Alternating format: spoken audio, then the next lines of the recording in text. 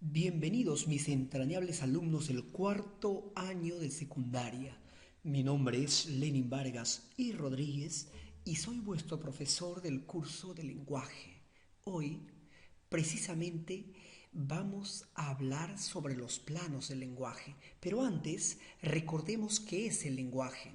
Por convención, se suele decir que el lenguaje es una facultad estrictamente humana, la cual se manifiesta a través de signos sonoros y articulados. Ferdinand de Saussure fue el primer lingüista que reflexionó sobre el lenguaje y sus características. Y según este extraordinario autor, el lenguaje está integrado por dos planos. Un plano que se relaciona con lo social, y este sería la lengua, y otro plano que se relaciona más bien con lo individual, este sería el habla. Estos dos planos del lenguaje son como las dos partes de una moneda, a decir del autor. Es decir, la existencia del uno implica la existencia del otro plano. No pueden existir de forma independiente.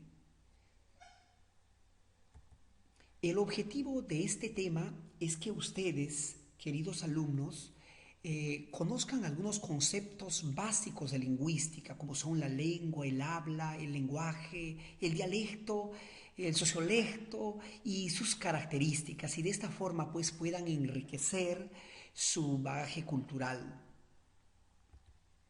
Antes de hablar específicamente de los planos del lenguaje, voy a hablar sobre el signo lingüístico. Eh, Ferdinand de Saussure también habló sobre el signo lingüístico y él decía que el signo lingüístico es la relación mental de dos planos, del significado y del significante. ¿Qué será el significante? El significante es la imagen acústica, la imagen sonora o la materialidad que puede ser percibida a través de un sentido. Por ejemplo, si yo digo mamá, ¿cuál será el significante? Eh, Ese sonido que ustedes pueden percibir integrado por dos sílabas, ma, eso es el significante. ¿Y qué será el significado? El concepto que tengo de mamá, el concepto, la mujer que cuida a los niños, les da el afecto, la educación, el ser, en fin, ese ser más maravilloso que tienen los niños eh, y los jóvenes. Eso es mamá. Entonces, eso sería el concepto. Se me viene a la idea la palabra perro. Esa palabra, aquella materialidad sonora que vosotros están escuchando, perro, eso es el significante. Y el significado es el concepto, la idea, la imagen que yo tengo del perro. Eso es el significado. Entonces, esa relación mental entre esa palabra, entre esa materialidad y el concepto, eso es el signo lingüístico. Precisamente de esa forma los niños fueron aprendiendo sobre el lenguaje.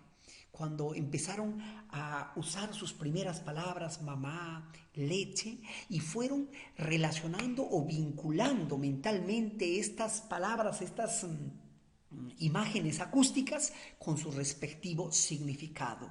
Entonces, esto será el signo lingüístico. La relación mental que tenemos entre el significado, ese concepto, y el significante que es la palabra. Por cierto, de idioma a idioma, de lengua a lengua, ¿qué es lo que cambia? ¿El significado o el significante? Desde luego que es el significante. Los significados son los mismos. Para todos los habitantes del mundo, casa es esa construcción donde viven las familias, ¿no? Esa construcción que tiene puertas y ventanas, ambientes, eso es casa, eso es el concepto de casa. El significante pues cambia. House en inglés, en español será casa, en quechua será huasi, etcétera, etcétera. Bien, seguimos entonces. Entre los planos del lenguaje, como ya lo fui anunciando, vamos a tener a la lengua y el habla. ¿qué será la lengua? Ahora que ya vimos el signo lingüístico, es muy sencillo definir la lengua. La lengua será pues un sistema de signos lingüísticos. Un sistema de signos lingüísticos. Ese conjunto de palabras integradas por un plano significativo y un plano acústico, eso será la lengua, el conjunto o el sistema de signos lingüísticos. ¿Y qué será el habla? Es la pronunciación de la lengua, es la materialización de la lengua, es el uso personal de la lengua. La lengua, desde luego, está en la mente y se lo aprende a través del tiempo, a través de la socialización. Y el habla es el acto o efecto de pronunciar, de articular palabras. Acá vemos un cuadro bastante interesante en el cual vamos a establecer una serie de características o de contrastes entre la lengua y el habla. La lengua es entendido como un código, como un sistema de códigos lingüísticos. Eso está en la mente. ¿Y qué será el habla? El uso de esos códigos. El uso de esos códigos. La lengua es casi fija. Claro, se mantiene casi estable. Precisamente ese es el objetivo de las academias, de la Real Academia de la Lengua Española, por ejemplo, de mantener fija o casi fija a la lengua, al menos en el lado de un nivel pues estándar, ¿no? Se estandariza el uso de la lengua, en el caso de la lengua castellana, a través de la gramática, a través de los diccionarios, etcétera, etcétera. Entonces es casi fija, no fija del todo, porque tiende a variar, tiende a variar, pero esa variación es menor que el habla. El habla sí es absolutamente variable, varía en el tiempo y en el espacio. En el tiempo, claro, nosotros no hablamos de forma idéntica. Cuando niños se habla de una forma, los adolescentes tienen otra forma de hablar y los adultos tenemos otra forma de hablar. En el espacio, de acuerdo a las circunstancias, varía el habla. Por ejemplo, yo dando esta clase debo mantener un lenguaje formal, un lenguaje estándar, culto.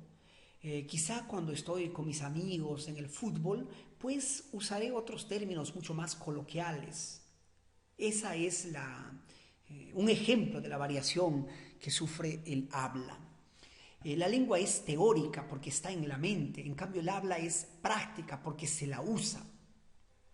La lengua es psíquica, como quiera, que es un conjunto de signos virtuales, mentales. En cambio el habla es psicofísica.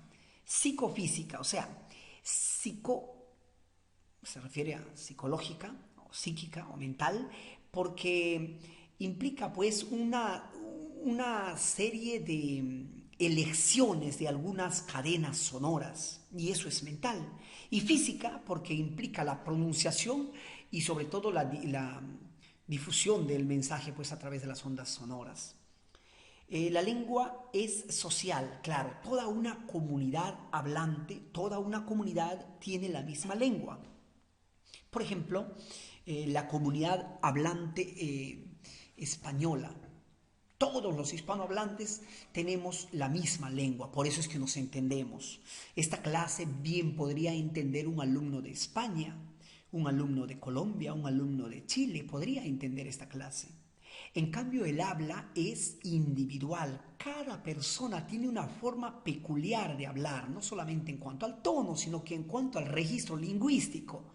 Alguien podría hablar como yo, imposible, y como vos, tampoco.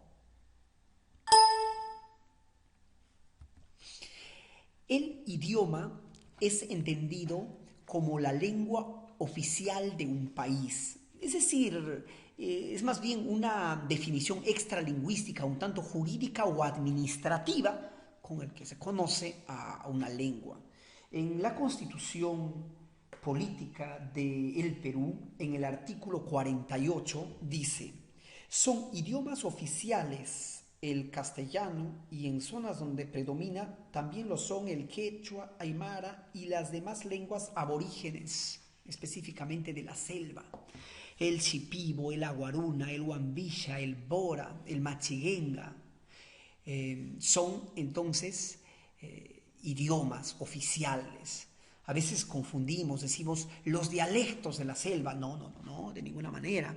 Vamos a continuación a ver lo que es el dialecto, pero estas son lenguas. ¿Qué es el aymara? Lengua. ¿Qué es el quechua? Lengua. El shipibo es una lengua. Ya vimos. ¿Qué es el idioma? La lengua oficial de un país. ¿Cuáles son las lenguas oficiales, o sea, los idiomas del Perú? Ya dijimos, el español, el quechua, el aymara y todas las lenguas aborígenes de la selva. Variaciones del uso de la lengua. Debo aclarar que absolutamente todas las lenguas sufren variaciones de diferente índole.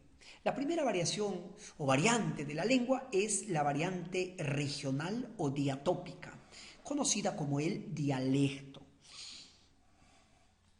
¿Qué es el dialecto? Esa variante que sufre la lengua por razones geográficas. En todo el mundo hispanohablante, todos hablamos español, pero en España lo hablan de una forma determinada. En Argentina tienen también su forma precisa de hablar, ¿viste? Es una forma, pues, muy, muy, muy especial. La gente de Chile también tiene una forma específica de hablar el idioma español y los colombianos también tienen lo suyo. Usted ha escuchado la gente de Puno, quizá tiene una forma especial también de hablar idioma. Ahí vamos a ver los rasgos marcadamente del quechua. Y la gente de la selva, ¿cómo no?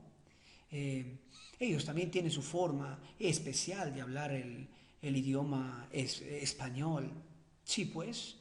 Entonces, eso es el dialecto, es algo así como el tono, el dejo, como se dice. Algunas de las causas de la dialectización vamos a encontrar la implantación de una lengua dominante en territorios donde previamente ya existían otras lenguas. A ver, ejemplo. En el territorio peruano, antes de la llegada de los españoles, existía un sinnúmero de lenguas. La más importante en la sierra, el quechua. A los quechohablantes se les impone el español.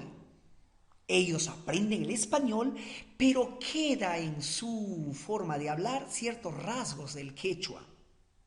Eso es el dialecto. Ahí vamos a tener una marcada expresión dialectal. Si escuchamos a una persona quechohablante o una persona de la zona del Ande, vamos a ver que en su castellano hay ciertos rasgos del quechua. Por ejemplo, en el español los sustantivos suelen estar precedidos de artículos. En la olla está la comida.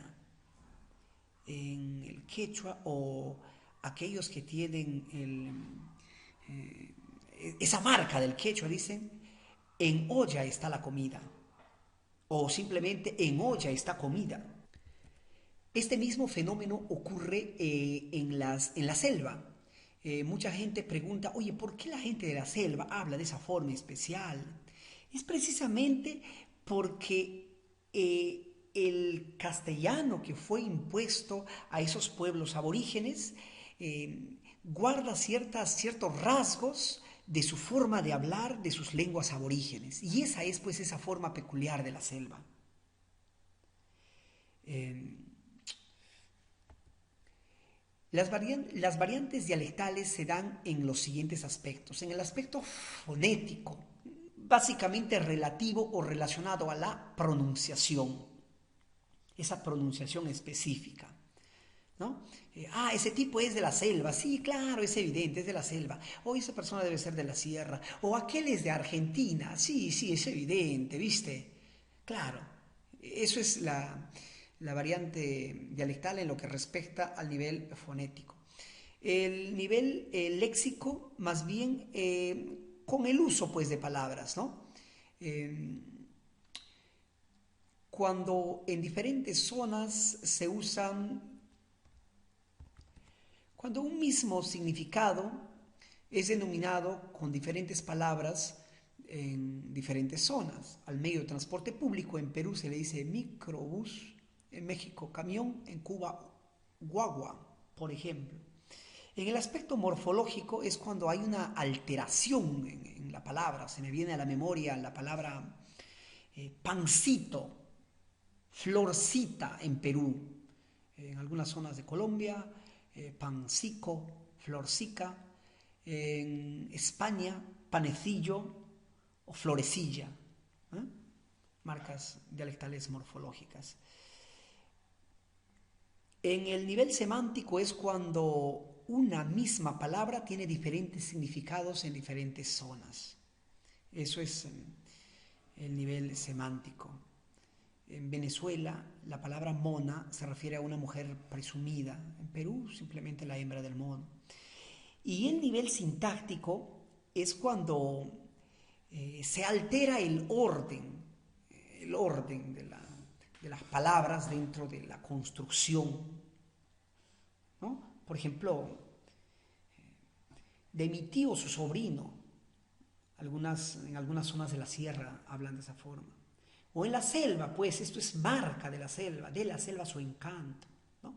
El uso, vamos a decir, establecido de la expresión sería el encanto de la selva, el encanto de la selva. Un profesor de la selva, ¿no? Ya dicen, de la selva su profe. Eso es un claro ejemplo del nivel sintáctico, de la variación sintáctica del dialecto. El sociolecto es otra variante de la lengua, es conocido también como la variante diastrática. El sociolecto más bien es una variante que se da por razones socioculturales, ¿no? Por razones estrictamente socioculturales, de educación. Una persona que tuvo la oportunidad de estudiar en una universidad, una carrera de letras, por ejemplo, es evidente que tiene un lenguaje muy florido, tiene facilidad de expresión, tiene recursos lingüísticos, giros idiomáticos, conoce muchísimas palabras, es un erudito.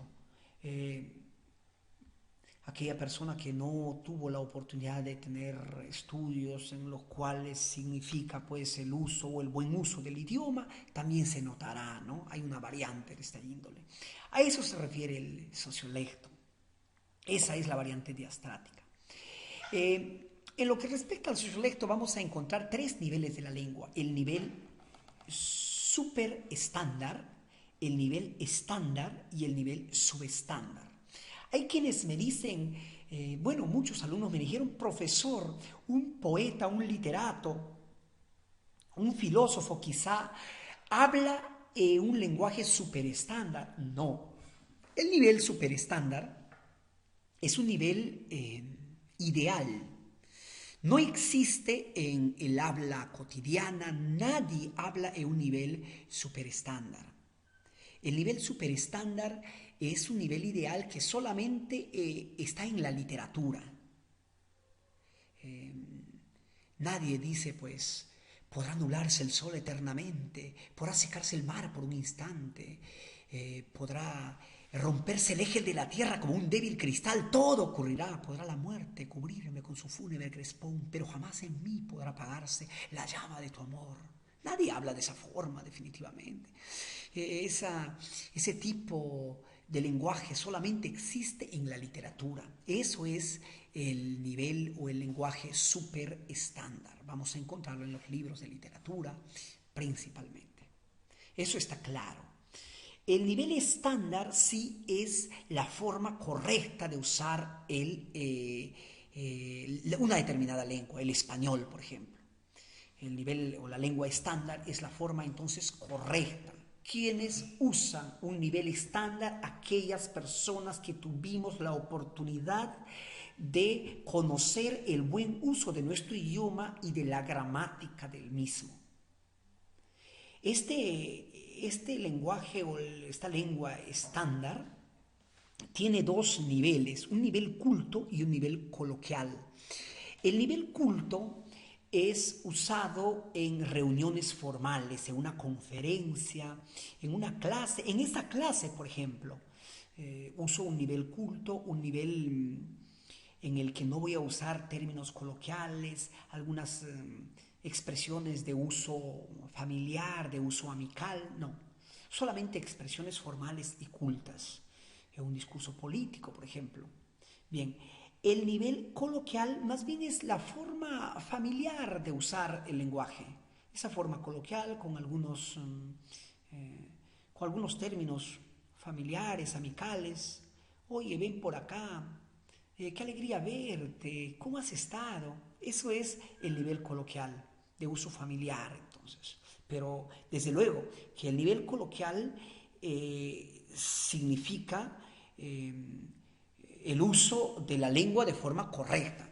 Y por lado del nivel subestándar vamos a tener ese nivel de la lengua en que se incurre en algunas faltas, en algunos errores. Es más bien una especie de relajación del idioma, ¿no? Ojalá haya trabajo, déanme la tarea.